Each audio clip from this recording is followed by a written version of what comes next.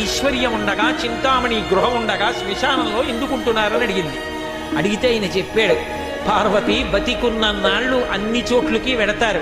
ఏమీ తోచట్లేదు, శ్మశానానికి వెళ్ళొద్దామని ఎవరు రారు పార్వతి. నేనంతవాణ్ణంటాడు, పొడుగ్గా ఉన్నానంటాడు, తెల్లగా ఉన్నానంటాడు, పండితుండంటాడు, పద్యాలు నాకు నోటికొచ్చంటాడు, ఉపన్యాసం చెప్పగలనంటాడు,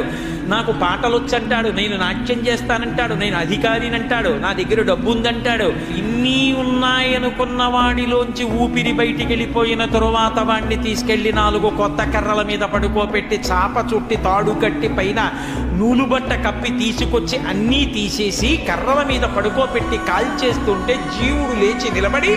పుర్రె పగిలిపోయిన తరువాత కన్న కొడుకు కూడా స్నానం చేసి వెళ్ళిపోతుంటే చీకటి పడిపోయాక, అయ్య బాబోయ్ చుట్టూ ఉగ్రభూతాలు, నా వాళ్ళన్న వాళ్ళు లేరు, వీళ్ళని నమ్ముకున్నాను, ఒక్కడు లేడని ఏడుస్తుంటే నేనున్నాను రా అని చెప్పడానికి నేను కూడా